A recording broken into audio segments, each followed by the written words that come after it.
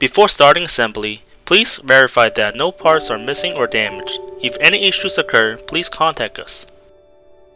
In step number 1, we are going to connect the casters to the metal frame. Just screw with your hand first and then tighten them up with a wrench.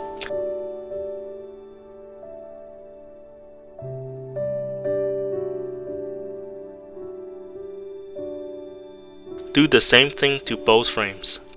In step 2, we will attach both metal frames to the board number 2 using the screw labeled B. Please do not fully tighten the screws until all parts are in place.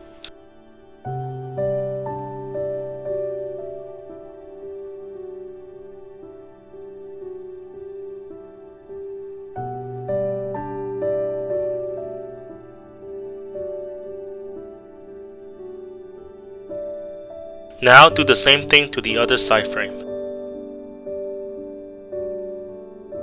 In the final step, finishing up the table by attaching the board number 1 to the body of the table with bolt A.